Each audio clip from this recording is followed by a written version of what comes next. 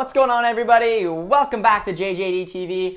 I'm your host, Josh, and we are back with another 5 takeaways episode with the game that just obviously finished between Club Brugge and Borussia Dortmund. And guess what? We broke our little slump of not scoring in the first half by scoring 3 goals in this first half. So, I mean, it's always a psychological thing when you get into these weird little streaks. We won the other games.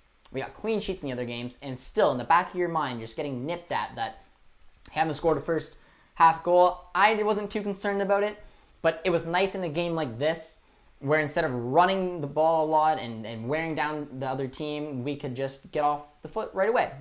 Had that 3-0 lead, kind of cruised from there. Game opened a little bit more, but I was pretty happy with it all around. I thought it was a pretty decent effort by the boys, and especially with obviously the news of Hummels not making it. But the fun news that Haaland did. So, like we always do, we're going to get in with our 5 takeaways. The first one, and obviously it was a positive game. 3-0 win, top of the group.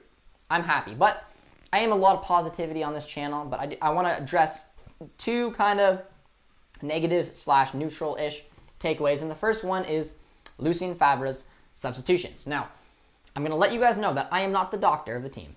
I don't have any input or any idea of what exactly is happening with Haaland.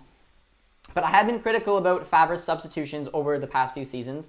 I hate when he makes them.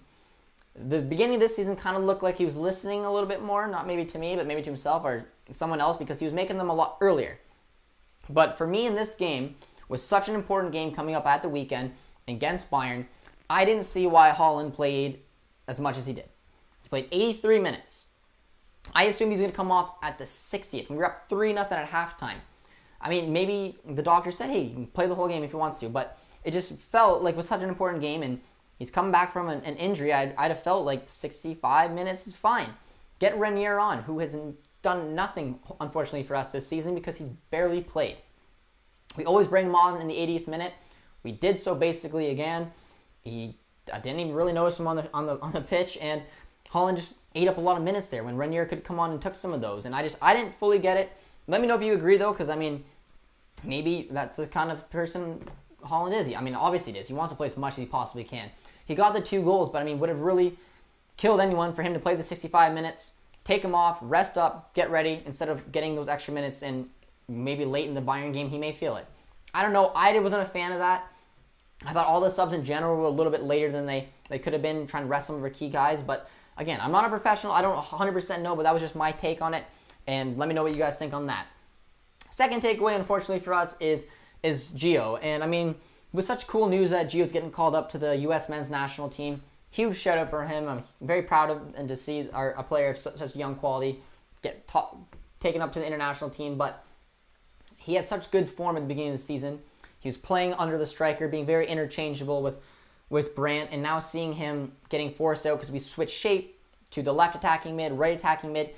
He's just not thriving as much as he used to, and I just don't quite understand what it is. He's just not clicking. He's not playing awful by any means. He just didn't have that spark that was so exciting to watch him in the beginning of the season. So for me, he's got to play as that center attacking mid, but he's fighting with Brandt, he's fighting with Royce. And I just think he's not on tip-top form right now, which is fine. We're still getting the results, but just with someone who's obviously so young and was so influential at the beginning of the season, I'd like to see him get a little bit more involved and maybe play more in his position. But, again, let me know in the comments how do you think Reyna's going to fit into this squad now, this new system, this new setup. Because for me, our wingers got to be Sancho and Hazard, vice versa. They can play on either side. And then it's going to be Brandt, Royce, or Reyna through the middle. And he's got now a little bit more of a pecking order to try to make his way. But I wasn't overly impressed with his performance today. I don't think he played bad, but I think there's just because he's playing a little bit out of position. But now we lead into 3 very good takeaways, and the first one that was more of a positive one from our 5 takeaways was our featured player of the month, and that is Dahoud. And that is because he's playing sublime right now. He is so good on the ball. He got such good awareness, and I remember 2 plays that stood out to me from him today was 4 Club Brugge players were heading towards him, and he had the ball in tight space, took one nice little touch. All the players ran by him, and he opened up space for himself to go back the other way. And his vision, his movement, and his partnership with Delaney is just thriving. And I cannot wait to see them because they got to play in that Bayern game. Dahoud, Delaney, the two CDMs, 100% no argument for me. And he's just doing great. And then that ball he had. I always complimented Thomas Meunier's runs because I always thought he made good runs. But the ball he had to see where, if you take a look at where Dahoud looked at Meunier and see where he was going to make that run from, he had a lot of time. He created space for himself, gave him the perfect ball. And then obviously Meunier with the assist and Haaland with the ball in the back of the net. And he just is playing sublime right now. I can't be happier for Dahoud to break in this lineup. And I see a lot of positivity all over the Dortmund fan base about Dahoud, so that's just fantastic. And then going to another positive takeaway, and that is Axel Witsel. Everybody was upset with what happened with Hummels after the amazing game he had in Bielefeld, getting those goals and then having come up with that injury. No one's quite sure what's happening. Hopefully he'll be back for the Bayern game. But man, did Axel Witsel come in and put up a big performance. Put on the armband, went in the right center back, having a Kanji beside him on his left, and I thought he looked natural back there. I thought he controlled the game well. I thought he defended well. He had 2 or 3 good challenges that instead of getting the foul, he won the ball clearly. Obviously, he's a good ball-moving player. He's a CDM. And moving the ball up from the back, we looked very comfortable as well. And he just shows the versatility of Witsel, which was awesome. And I love to see it because if Hummels doesn't become fully fit for that game, I'm putting my money on Witsel. Why not put him back in there beside Kanji? Because I thought he had a good showing today.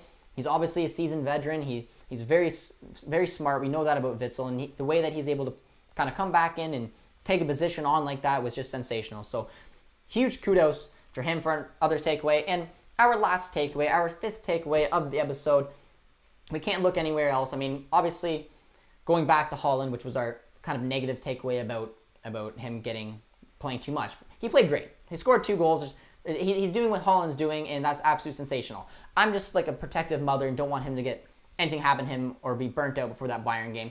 He obviously played great. That can connect back to the Favre one. Whether he played too much or not, that is up for debate.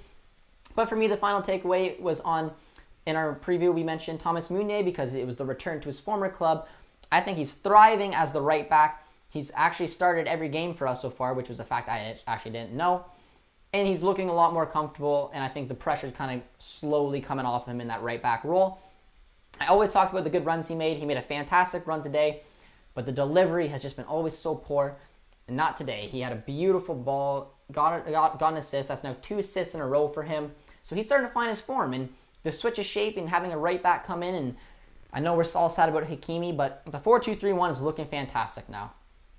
I believe, off the top of my head, I got to think about it. I think it's 10 goals for, 0 goals against, and we're looking good. 4 clean sheets in a row now. Unfortunately, I lost my prediction. I guess it was going to be a 1-0 match, but I mean, either way.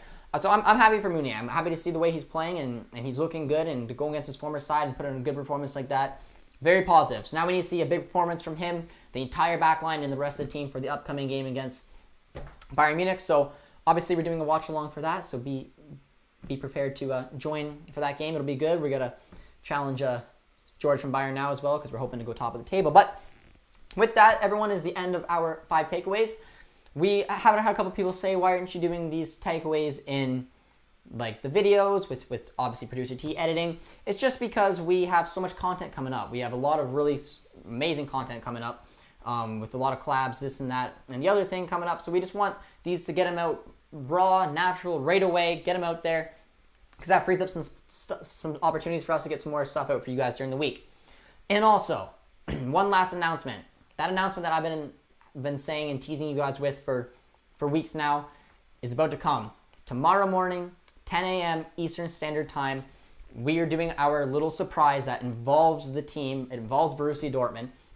So it will premiere tomorrow at 10 in the morning, Eastern Standard Time. So be sure to check that out. I'm very excited for it to drop. It should be loads of fun, and huge shout out to Borussia Dortmund for making this video happen. So check out, be ready and check out for that. And if you guys are new around here, obviously be sure to like, comment, subscribe. We're continuously growing on our way to 1,000 subscribers. And until next time, everybody, take care, and we'll see you for the live takeaway